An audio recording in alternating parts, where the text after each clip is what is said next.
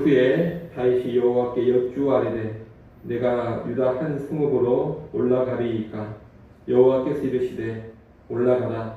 다윗이 아뢰되 어디로 가리이까. 이르시되 헤브론으로 갈지니라. 다윗이 그의 두 아내 이스라엘 여인 아히노암과 갈멜 사람 나발의 아내였던 아비가일을 데리고 그리로 올라갈 때에 또 자기와 함께한 추종자들과 그들의 가족들을 다윗이 다 데리고 올라가서 헤브론 각 성읍에 살게 하니라. 유다 사람들이 와서 거기서 다윗에게 기름을 부어 유다 족속의 왕으로 삼았더라. 어떤 사람이 다윗에게 말하여 이르되 사울을 장세한 사람은 길앗 아베스 사람들이니이다 하매 다윗이 길앗 야베스 사람들에게 전령들을 보내 그들에게 이르되 너희가 너희 주 사울에게 이처럼 은혜를 베풀어 그를 장사하였으니 여호와께 복을 받을지어다.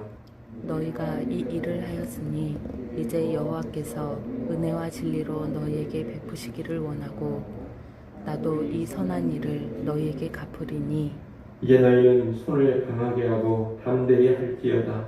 너희 주 사울이 죽었고 또 유다 족속이 내게 기름을 부어 그들의 왕으로 삼았음이니라 하니라.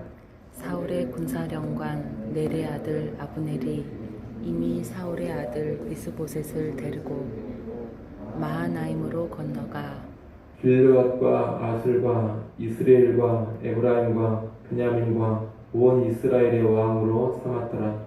사울의 아들 이스보셋이 이스라엘 왕이 될 때에 나이가 40세이며 2해 동안 왕위에 있으니라.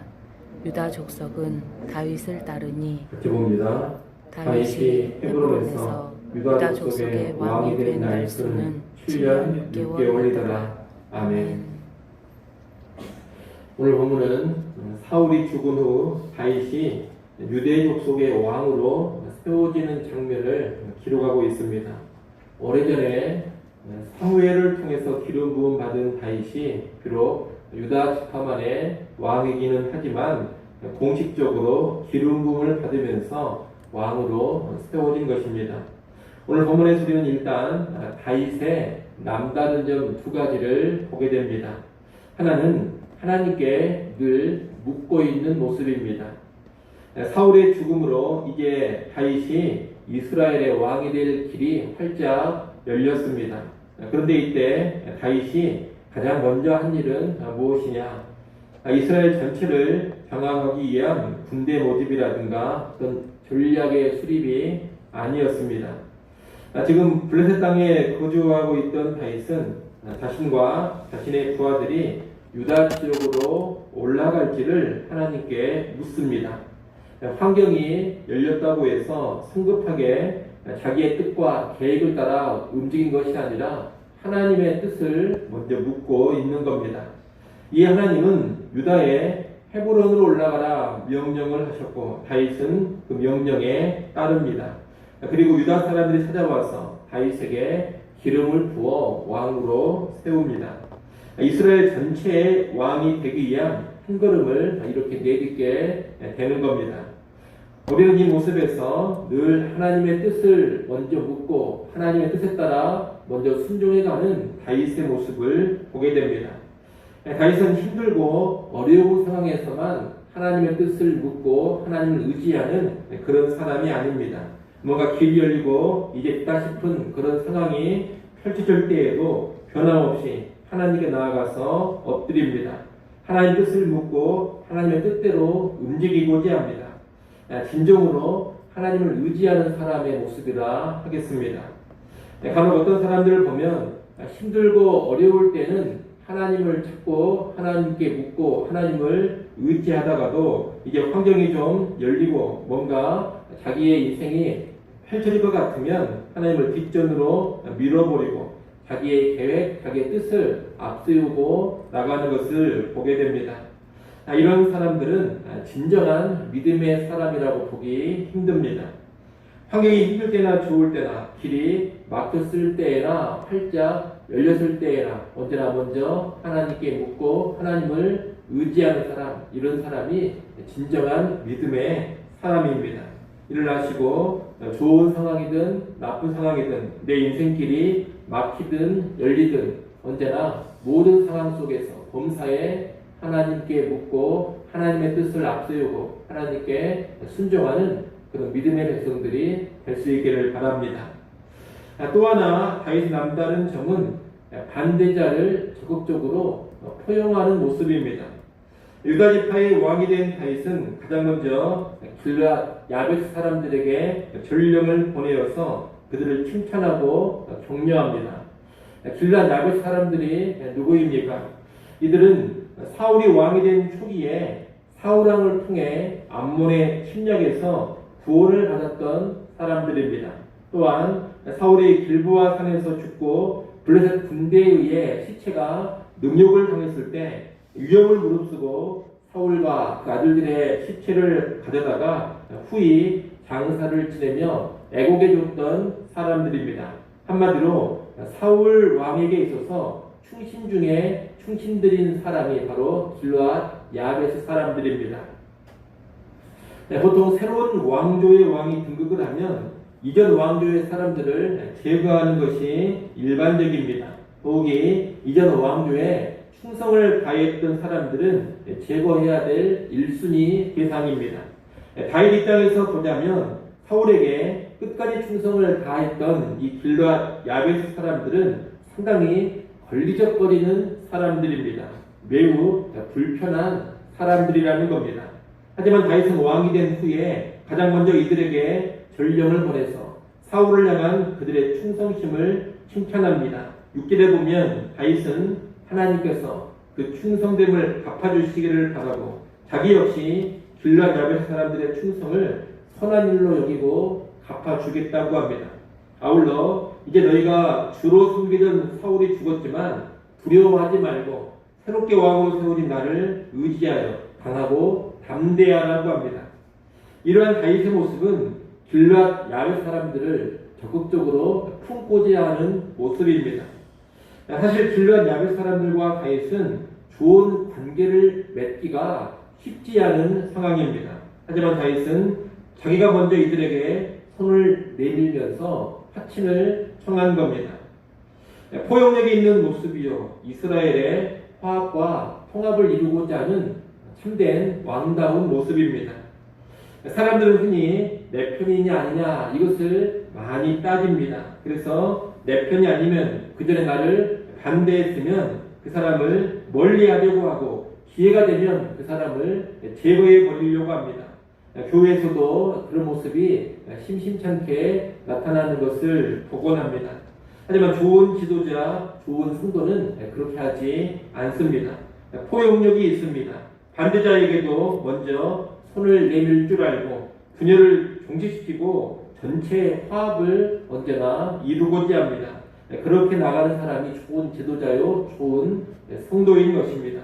바라기는 우리가 그런 모습으로 꼭 나아갈 수 있기를 바랍니다. 나를 좋아하지 않았고 또 적극적으로 나를 돕지 않았고 늘 내 편에 서준 사람이 아니었다 하더라도 그런 사람을 향해서도 늘 손을 내밀고 포용하고 품고 하나 되어 나가고자 해야지만 온전한 하나님 나라가 이루어지게 될 겁니다. 우리가 꼭 그런 모습으로 나갈 수 있기를 바랍니다.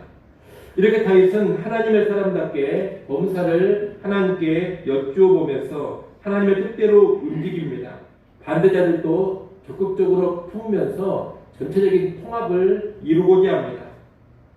그런데 이런 다윗의 모습과 정반대로 움직이고 있는 한 사람이 8절 이하에 등장을 합니다.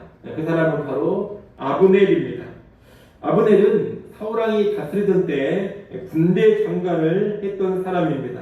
한마디로 사울 왕조에서 군사권을 쥐고 있던 사람입니다. 그는 사울이 죽자 전쟁에 참여하지 않아서 살아남은 사울의 아들 이스보셋을 새로운 왕으로 내세웁니다. 이 이스보셋은 실상 허수아비 왕입니다. 사울의 집안이 몰락해버린 상황에서 군사권을 쥐고 있던 아브넬이 이스보셋을 왕으로 세워놓고 자기가 실질적인 왕 노릇을 하는 구조입니다. 아브넬은 사울에 대한 충성이라기보다는 자신이 왕 노릇을 하고 싶어서 이런 식으로 움직이고 있는 겁니다. 이런 아브넬의 모습은 하나님의 뜻과 전혀 상관없는 행태입니다. 하나님의 뜻은 다윗이 온 이스라엘의 왕이 되는 것입니다. 그런데 아브넬은 이 하나님의 뜻을 정면으로 거스르면서 자신의 권력에 대한 욕망을 추구하고 있습니다. 다윗은 어떻게든 이제 이스라엘을 하나로 통합을 하고자 하는데 아브넬은 이스보셋을 왕으로 세워서 이스라엘을 분열로 이끌어가고 있습니다. 이 아브넬의 행태로 인해서 이스라엘은 이제 내전으로 들어가게 됩니다. 여러분, 이렇게 다윗과 아브넬이 아주 대조적입니다. 다윗은 하나님의 뜻을 따라 움직이고 있으며 전 이스라엘의 통합을 이루고자 합니다. 그러나 아브넬은 자기 욕망을 따라 움직이고 있으며 이스라엘을 분열과 내전으로 끌고 갑니다. 오늘날에도 우리 앞에 다윗의 길이 있고 아브넬의 길이 있다는 것을 잘 알아야 되겠습니다. 특히 교회의 지도자나 교회 안에서 나름 영향력이 있다는 사람들은 이 다윗의 길과 아브넬의 길 가운데 어느 길로 가야 하는지를 깊이 숙고해야 할 것입니다. 다윗처럼 늘 하나님의 뜻을 앞세우고 교회의 화합과 하나됨을 추구하는 그런 사람이 되어야지, 아브넬처럼 자기 욕망을 앞세우고 교회가 분열과 내전 양상으로 나가는 것도 개의치 않는 그런 사람이 되어서는 결코 안 될 것입니다.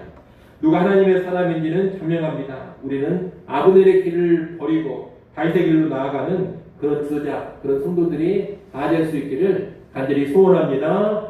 기도하겠습니다. 하나님 아버지, 오늘 우리도 다윗처럼 살아가게 하여 주시옵소서. 언제나 하나님을 의뢰하고 언제나 하나님 뜻 묻는 믿음의 사람 될 수 있기를 원합니다. 삶이 힘들고 팍팍하고 어려울 때에만 하나님을 찾고 하나님 뜻을 묻고 의지하는 것이 아니라 통통하고 삶이 평안해지고 내 인생길이 활짝 열렸을 때에도 언제나 먼저 하나님 붙잡고 하나님 의지하는 진정한 믿음의 사람 되게 하여 주시옵소서. 공동체 안에서 언제나 화합과 하나됨 추구할 수 있기를 또한 간절히 바라고 원합니다. 나와 반대편에 서 있는 사람이라 할지라도 내가 먼저 손 내밀어 화친을 청할 줄 알게 하시고 그와 하나 되어 나가고자 하는 넓은 포용력을 우리에게 허락해 주시기를 간절히 바라고 원합니다. 교회에서 교단에서 분열과 갈등이 많은 시대를 살아가고 있습니다. 이러한 시대에 우리가 온전한 하나님의 사람이 되게 하시고 화합과 통합과 하나됨을 우선적으로 추구하는 주의 백성들 되게 하여 주시옵소서. 하나님, 또 이 시간 하나님 앞에 나와 엎드려 간구합니다. 간구하는 주의 백성들의 소리를 들으시고 귀한 능력과 은혜로 덮어 주시옵소서. 또한 큰 태풍 몰려오고 있습니다. 큰 피해가 없도록 우리 하나님 은혜와 긍휼을 베풀어 주시옵소서. 귀한 주일 우리 허락하셔서 감사합니다. 예배하는 성도들 되어지게 하시고 영과 진리로 예배케 하여 주시옵소서. 성찬의 시기 있습니다. 은혜의 성찬되도록 하나님 함께하여 주시고 모든 예배 이웃들을 성령으로 충만케 하여 주옵소서. 예수님의 이름으로 기도드리옵나이다. 아멘.